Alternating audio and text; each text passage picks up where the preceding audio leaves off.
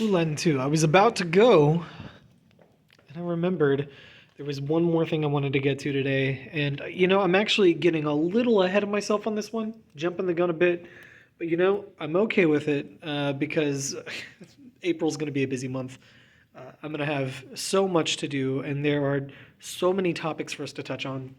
I'm just going to go ahead and knock this one out. So, if you're watching this at about the time that I uploaded it, it's a little early. You're not going to see this quite yet. You're also not going to see this very often. But I do want to go ahead and put this out there so it already exists, so I'm not forgetting it later. And I kind of want this out there before another topic where the book does it in a different order than I would do it. But, let me just get into it, okay? Because I want to talk about participles. Participles. And you're thinking, no, we already talked about participles twice. And that's true. We did talk about participles twice, but we need to do it a third time. And we're going to have to do it a fourth time too. Shh. All right. But yeah, so what we haven't talked about is future participles, okay? So future participles, it will be today. And the very first thing that you need to know is something that we already know. But don't forget that participles are verbal adjectives, okay? They are verbal adjectives. You don't know how much I get tired of people saying, oh, so a participle's a verb. No. If it were a verb, we would call it a verb, not a participle. It's not some special verb. It is a verbal adjective. They are descriptive adjectives. They describe nouns. We build them out of verbs. They have verbal stems. They have verbal meanings. But they are adjectives and they describe things, all right? And that's what we said about participles before when we were talking about present participles. That's what we said about participles before that when we were talking about perfect participles. So it's still true. All participles are verbal adjectives. Don't forget it, okay? Yes, that's a question on the final exam. I always put that question on the final exam because I always want people to know it, all right? Now, let's remind ourselves of which participles exist, because it's not every tense that exists. Participles are actually a lot like infinitives, which I also recently put up a video on. They are verbal but not verbs. So they have voice, active or passive. They have tense, present, perfect, or future, just like infinitives.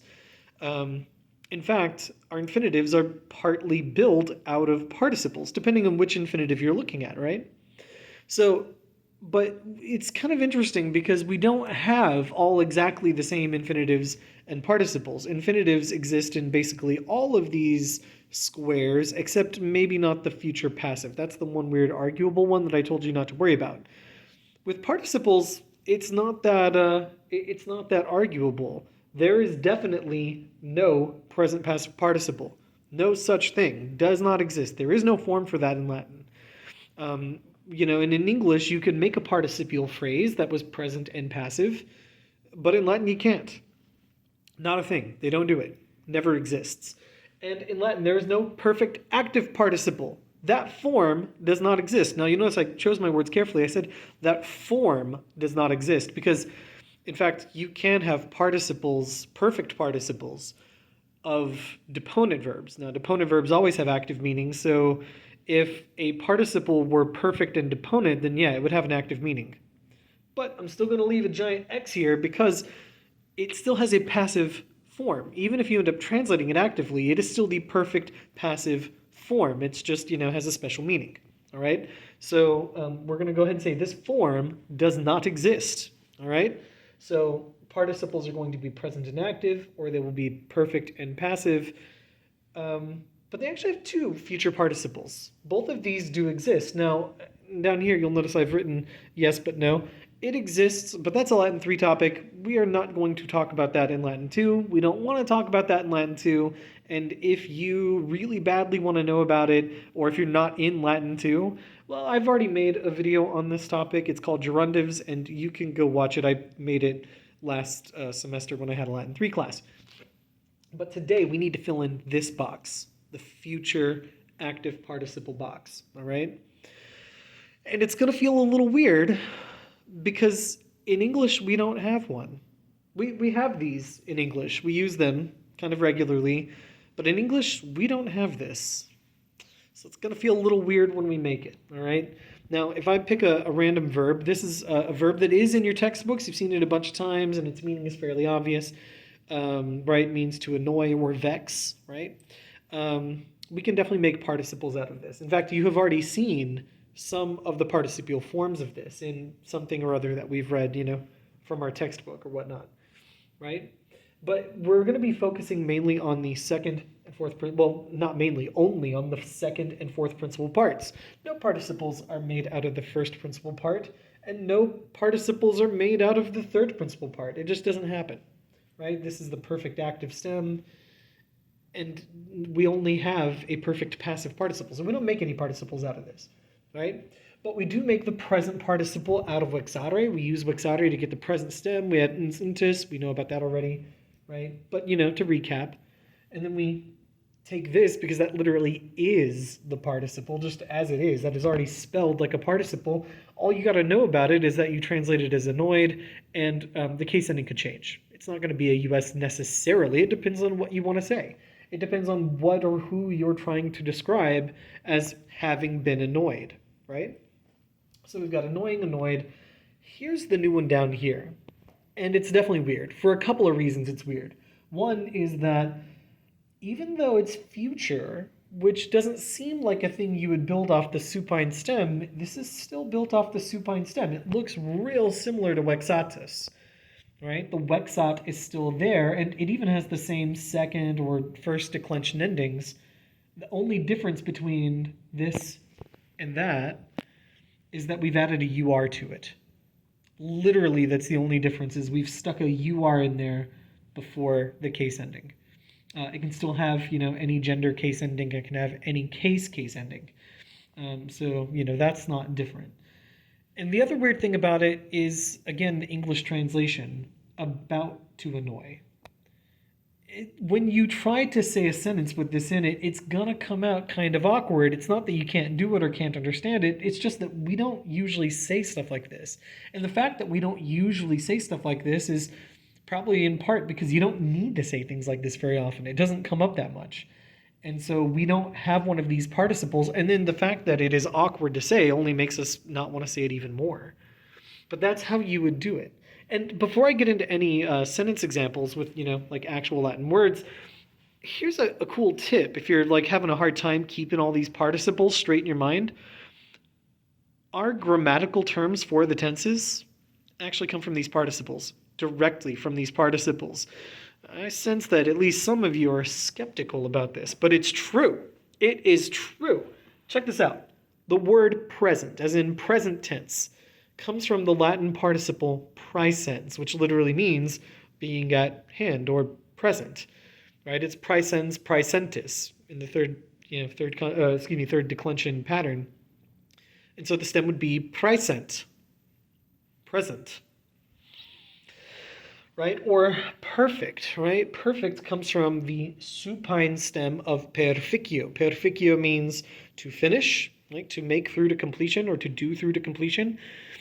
So it means to finish, and so that which is perfect is finished. And of course, the perfect tense expresses completion. So, yeah, like it literally means finished, which is what that tense does, right?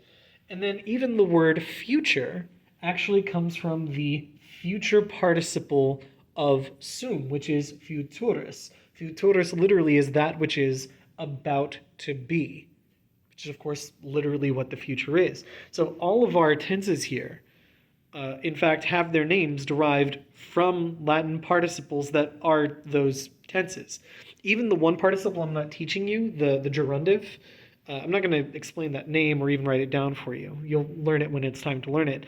But, just as a little aside, even that participle has its name derived from what it is. You'll just find that out later. So let me show you some examples from the actual text, right? So this sentence is based on one of the chapters in our textbook, chapter 45, which this year I think we're skipping. I don't remember if I put that on my list of things to get to or not, but I think we might be skipping it this year. If you watch this in the future, maybe you'll actually be one of my students who reads it, or maybe not, I don't know. Anyway, it's it's kind of this interesting adaptation of the Pyramus and Thisbe story from Ovid. Um, but here's a kind of my simplified version of it. And I used here the participle that they use in the future from our textbook, especially since many of you may not see it. You'll get to see it here in this video. So this says Thisbe, about to die, said something very sad. All right.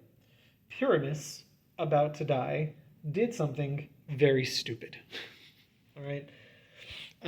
So yeah, what's going on here is I'm using this participle to describe something, and the reason why I need a future participle to describe Thisbe, or in the masculine here to describe Pyramus, is because it's something they hadn't done yet.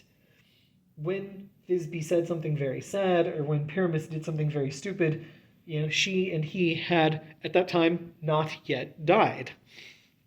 So I need a future to describe that. But it's also not the main idea. That's why I'm expressing it with a participle. Because it isn't the main idea. The main idea is here that she said something sad, he did something stupid, but they did it when this other thing was about to be done, when it was about to happen. And so I use the future active participle for that. And already you can see why we don't see this as often as the other participles. How often, when you're writing or speaking, do you really need to talk about a thing about to happen? Probably not that often.